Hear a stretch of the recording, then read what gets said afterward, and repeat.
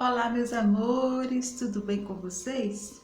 Para quem não me conhece ainda, eu sou Márcia Monteiro, tá? E hoje eu vim trazer mais uma reflexão aqui para a nossa meditação, tá certo? Como eu falei, sempre que der, vou estar trazendo uma palavra da parte de Deus, certo? Aquilo que Deus colocar no meu coração, eu vou estar trazendo aqui para vocês, para nós, né? Para a nossa, para nós alimentar a nossa alma, ok? E hoje eu quero ler aqui no livro de, deixa eu ver aqui, 1 Samuel, livro 1 Samuel, capítulo 1, que fala da história de uma mulher, né? Que ela tem um desejo imenso de ser mãe. Ela era estéril, o nome dela é Ana, né? E ela tinha um marido que amava muito, mas faltava algo na vida dela, né? Que era ser mãe, né? E hoje a gente vai falar um pouquinho através desses versículos, aquilo que Deus colocar no meu coração, tá bom? Aí aqui no capítulo 1 de 1 Samuel diz assim: houve um homem de Ramataim Zofi, da montanha de Efraim, cujo nome era Eucana, filho de Joroão, filho de Eliú, filho de Tou, filho de Zofu, Efrateu. E este tinha duas mulheres, o nome de uma era Ana e o nome da outra era Penina. E Penina tinha filhos, né? Porém Ana não os tinha, né? O homem chamado Eucana, né? Ele tinha duas mulheres, certo? Naquela época era permitido, né? O homem ter a sua esposa oficial legítima e poderia pegar uma escrava como mulher também. Porque naquela época era para que havesse a população aumentasse, né? E era desta forma. Então, mas aí Eucana, ele tinha a esposa dele que era Ana, né? A esposa legítima, e ele tinha a Penina, que era a segunda mulher dele. E Penina, ela tinha filhos de Eucana, né? Porém, Ana era estéril. Naquela época, a mulher que fosse estéril, ela era tida assim como incapaz, ela não era respeitada, certo? Ela não era nada perante a sociedade, certo? E aquilo angustiava a Ana. A Ana vivia angustiada. Vamos dar continuidade à leitura aqui, certo? E este tinha duas mulheres, o nome de uma era Ana e o nome da outra era Penina. E Penina tinha filhos, porém Ana não os tinha. Subiu, pois, este homem da sua cidade de ano em ano a adorar e a sacrificar ao Senhor dos Exércitos, em Siló. E estavam ali os sacerdotes do Senhor, Ofne e Finéia, os dois filhos de Eli, certo? Eucana, todos os anos, ele subia até a cidade de Siló, lá para adorar o Senhor, ao Deus dos Exércitos. E ele levava as mulheres dele, levava a Ana, né? E aqui no capítulo 4, no versículo 4, diz assim: e sucedeu que no dia em que Eucana sacrificava e dava porções a Penina, a sua mulher e a todos os seus filhos e a todas as suas filhas, quer dizer, ele tinha filhos e filhas com a Penina, ele tinha muitos filhos com a Penina, né? Porém, Ana não tinha nenhum filho dele, e isso angustiava Ana. Aí Ana dava uma parte excelente, né? Quer dizer, ele dava porções, deveria ser alimentos gostosos para a Penina, porém a Ana, ele dava uma porção excelente, ele dava o melhor para Ana, porque Ana, apesar de não dar filhos a Eucana, mas ele a amava muito mesmo assim, era independente. O amor dele por Ana era independente dela dar filhos a ele ou não, porque mesmo assim ele amava e ele dava a porção que ele dava a Ana era excelente, era mais ainda, era especial, era melhor, entendeu? Aí ele diz assim, vamos repetir aqui o versículo 5. Porém, a Ana, ele dava uma parte excelente, porque a amava a Ana, embora o Senhor lhe tivesse cerrado a madre. Por algum motivo, Deus fez com que Ana fosse estéril.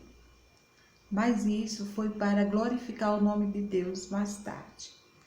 E então no 6 diz assim: e a sua rival, a rival de Ana era Penina, né? E a sua rival excessivamente a provocava para a irritar, porque o Senhor lhe tinha cerrado a madre. Além de Ana viver angustiada perante a sociedade, porque não podia dar filhos ao esposo, né? Ela ainda era humilhada, ela ainda tinha que ouvir piadinhas da Penina, né? Da segunda mulher do Eucana, né? Porque, tipo assim, porque ela gerava filhos para o marido e Ana não podia, né? Então Ana tinha que viver ali escutando aquelas humilhações daquela mulher, né? E assim fazia ele de ano em ano. Peraí, isto. Aí no 7 diz assim, e assim fazia ele, Eucana, né, de ano em ano, sempre que Ana subia à casa do Senhor, a outra a irritava, por isso chorava e não comia. Ana ficava tão triste e angustiada que ela só fazia chorar. Ela nem vontade de comer ela tinha, realmente. Porque quando a gente está com a tristeza no coração, algo que nos traz aquela tristeza, aquela angústia, a gente perde o apetite mesmo, né? A gente não tem vontade de comer, só de chorar. E assim era a Ana. Aí diz assim, no 8 diz assim, no versículo 8. Então Eucana, seu marido lhe disse, Ana, por que choras? E por que não comes? E por que está mal o teu coração? Não te sou eu melhor do que 10 filhos? Né? Eucana, ele via Ana naquela situação e começou a fazer perguntas. Por que ela vivia triste daquele jeito? Por que ela não comia, né? Porque ela vivia angustiada de alma, né? Ele começou a se fazer essa pergunta e querendo dizer assim, eu não gosto de você assim mesmo, eu amo você da forma que você é, né? E não importa se você vai me dar filhos ou não, eu sou, aí ele diz assim,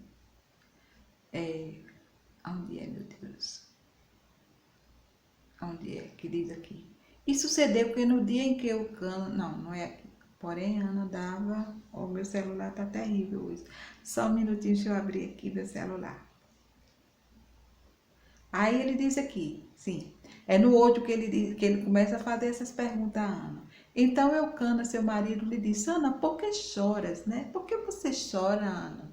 Eu gosto de você assim mesmo, né? E por que não comes, né? Ele estava preocupado com Ana porque Ana não comia, certo? E porque está mal o teu coração? Não te sou eu melhor do que 10 filhos, né? Ele era muito especial para Ana, né? E ele disse, eu não sou melhor do que se você tivesse 10 filhos, né? Eu substituo os seus filhos, né? Assim. Então Ana se levantou, né? Ela já não aguentava mais de tanta tristeza, de tanto chorar, né? Aí aqui no 9 diz assim, então Ana se levantou depois que comeram e beberam em Siló. E Eli, sacerdote, estava sentado numa cadeira junto a um pilar do templo do Senhor. Eli, na época, era sacerdote, né? Era o sacerdote, ele ficava direto no templo. Ela, pois, com amargura de alma, Ana, né? Ana, pois, com amargura de alma, orou ao Senhor e chorou abundantemente. Ana ali, ela foi para o templo orar. E ali ela chorou, né? A alma dela se derramou perante o Senhor ali chorando, né? Ela só fazia chorar, chorar abundantemente. A Bíblia diz que ela chorou abundantemente, né? E fez um voto dizendo, ela fez um voto ao Senhor, preste bem atenção. E fez um voto ao Senhor dizendo, Senhor dos exércitos, se benignamente atentares para a aflição da tua serva, e de mim te lembrares, e da tua serva não te esqueceres, mas a tua serva deres um filho homem, ao Senhor darei todos os dias da sua vida, e sobre a sua cabeça não passará navalha. Quer dizer, Ana, ela fez um voto ao Senhor pedindo um filho. Quer dizer, ela não tinha nenhum filho, né? Mas ela queria gerar um filho, ela queria ter um filho. Deixar de ser estéril, né? E ela fez aquele voto ao Senhor, que se o Senhor ouvisse ela, né? E a ela concebesse um filho, quando aquele filho nascesse, ela ia entregar ao Senhor, no templo do Senhor, para ser criado na casa do Senhor, a serviço do Senhor, entendeu? Ana, ela fez esse voto a Deus. Que voto difícil, né? De se cumprir. Porque depois, muitas das vezes, o filho nascia e cadê? Ana que poderia muito bem ficar com aquele filho, né? Dizer, o Senhor vai me perdoar, mas eu não vou dar meu filho para a casa do Senhor, vou criá-lo, né? Poderia muito bem, como tem muitas pessoas que tá precisando de alguma coisa e pede ao Senhor e faz um voto, Senhor, se tu me conceder, se tu atender a minha petição, quando tu me conceder a bênção, eu vou fazer esse voto e vou fazer isso e isso, né? E quando Deus concede a bênção àquela pessoa esquece. Ou então finge que esqueceu, né? Por isso que a Bíblia diz que ninguém está obrigado a votar, né? Fazer voto. Mas se você tem desejo de fazer voto, você faça. Mas contanto que você pague, né? Você cumpra com a sua palavra. Né? Porque assim como o nosso Deus é fiel conosco, a gente também tem que ser fiel com o nosso Deus também, né? Porque a gente não prometeu ao Senhor algo, né? Então a gente tem que cumprir. E Ana, ela fez esse voto ao Senhor.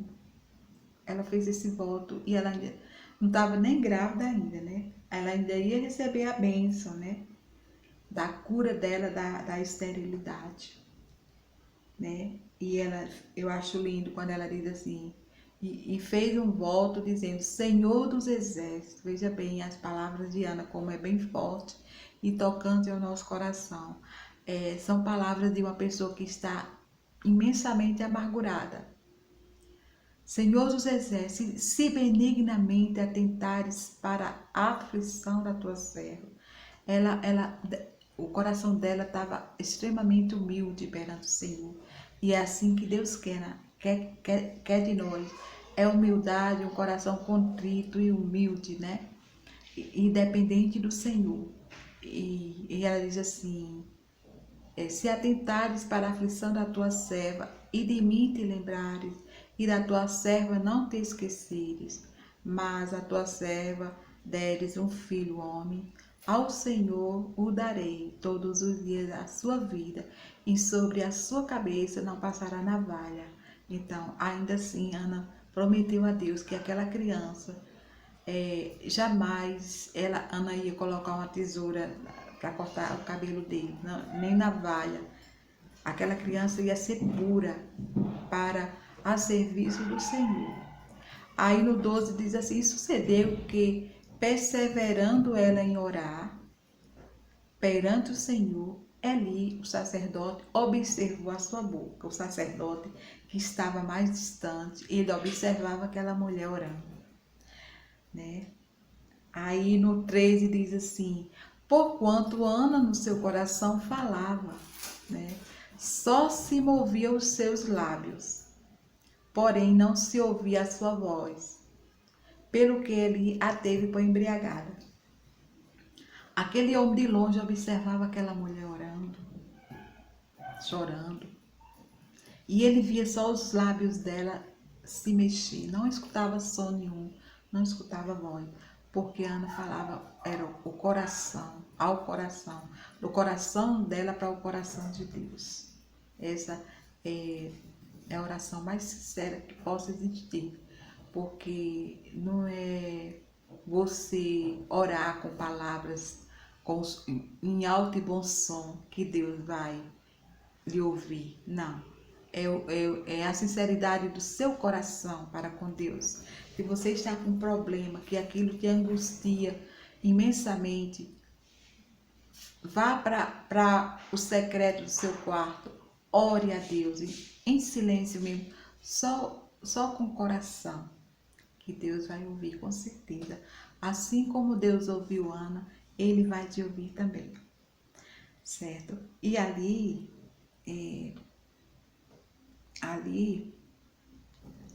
Ana, ela recebeu a resposta. Mas antes, Eli, o sacerdote, ele observava Ana, né? Deixa eu ver aqui, E disse Eli, no 14, Eli faz assim, diz assim, e disse-lhe Eli, até quando estarás tu embriagada? Porque ele achava que ela estava no templo ali do Senhor, ela estava embriagada, tinha tomado alguma coisa, algum vinho e não estava consciente, estava embriagada pela forma que ela estava se comportando, entendeu? Ele achava que ela estava embriagada. Aí ele fez essa pergunta, até quando estarás tu embriagada? Aparta-te do teu vinho, né? Porém Ana respondeu, não, Senhor meu, eu sou uma mulher atribulada de espírito, nem vinho e nem bebida forte tenho bebido, porém tenho derramado a minha alma perante o Senhor. Glória a Deus. É desta forma que a gente tem que agir quando a gente está, né, necessitado. Mas a gente também não só tem que buscar a Deus nos momentos difíceis, nos momentos de angústia, a gente tem que buscar a Deus em todos os momentos. Nos momentos alegres, a gente tem que exaltar o Senhor, glorificar o nome dEle, louvar a Ele, entendeu? Dar nossa honra e glória somente para Ele, entendeu? Mas nessa situação aqui, Ana estava triste. Ana estava extremamente triste. E aí ela respondeu dessa forma, que ela não estava embriagada, né? Ela estava atribulada de espírito, né? Aí no 16 ela diz assim, não tenhas, pois, a tua serva por filha de Belial, porque da multidão dos meus cuidados e do meu desgosto tenho falado até agora, né? Então respondeu Eli, vai em paz, e o Deus de Israel te conceda a petição que lhe fizeste. E qual foi a petição que Deus fez a Deus? Para que Deus abrisse a madre dela, para que Deus concedesse um filho para Ana. E Ana havia feito o voto que se Deus atendesse o pedido dela, ela ia pegar aquela criança e deixar na casa do Senhor. Ela não ia criar aquela criança. Apesar de que ela queria muito, né? Ter a criança e criar, educar, amamentar, né? Mas ela não ia fazer isso. Ela ia pegar aquela criança e ia levar para o templo, para a casa do Senhor, para ser instruído, né? Para ser preparado para a obra do Senhor. E ficava lá, né? Ficava lá no templo. E ela fez esse voto a Deus, né? E ali ele falou dessa forma. Mandou ela ir em paz, vai em paz, e o Deus de Israel te conceda a petição que lhe fizeste. E levantaram-se de madrugada e adoraram perante o Senhor e voltaram e chegaram à sua casa. Quer dizer, depois que Ana saiu do templo, né? continuaram adorando o Senhor, né? Glorificando a Ele. E depois de tudo isso, voltaram para suas casas em Ramá. E Eucana conheceu a Ana, sua mulher, e o Senhor se lembrou dela. Glória a Deus. Aí sim, Deus se lembrou de Ana. Deus concedeu a Ana, né, a bênção de ser mãe, que ela tanto queria. Aí no 20 diz assim: E sucedeu que, passando algum tempo, Ana concebeu e deu à luz um filho, ao qual chamou Samuel, o nome dele, porque dizia ela: O tenho pedido ao Senhor. E depois subiu aquele homem, Eucana, com toda a sua casa, e ofereceu ao Senhor sacrifício anual, e a cumpriu o seu voto. Depois de tudo isso, depois passou um ano, que Ana já tinha tido Samuel, ela pegou aquela criança e subiu lá a Siló, né, que é a cidade onde eles iam adorar a Deus, né, que estava tudo preparado para a adoração anual, e Ana levou a criança, né. Aí no 22 diz: Porém Ana subiu, mas disse ao seu marido: Quando o menino for desmamado, então o levarei para que apareça perante o Senhor e lá fique para sempre. Quer dizer, ela ficou ainda um período com aquela criança, até a criança deixar de mamar. Depois que desmamou a criança, ela subiu lá na cidade e consagrou aquela criança lá, e aquela criança lá ficou para sempre. O voto foi cumprido, né? Glória a Deus. Ana cumpriu com o voto dela, certo? Um voto muito difícil, né? Para nós seres humanos, né? Muito difícil, mas Ana foi fiel. Assim como Deus foi fiel com sua promessa, ela também foi fiel com Deus e levou aquela criança. E a gente sabe a história daquela criança, né, que cresceu ali no templo e foi um grande profeta, né? Mas aqui o enfoque aqui não é a história de Samuel. Quem sabe a gente pode trazer alguma reflexão a respeito de Samuel. Mas hoje a reflexão é sobre Ana, né? Mulher estéril, angustiada, né? Que era mal vista pela sua rival, né? Apesar dela ter um marido muito bom, que amava ela, independente de qualquer coisa, mesmo assim ela era humilhada perante a sociedade daquele tempo e perante aquela escrava que tinha muitos filhos com seu marido, porém ela não poderia dar sequer um filho porque era estéril. Mas ela foi até quem? Ela não foi procurar médico. Eu não sei se na época, se fosse nos dias de hoje, talvez sim, né? Fosse procurar a medicina, que a gente sabe que tem bons tratamentos aí. A medicina, Deus tem dado sabedoria ao homem para estudar esse lado aí, né? E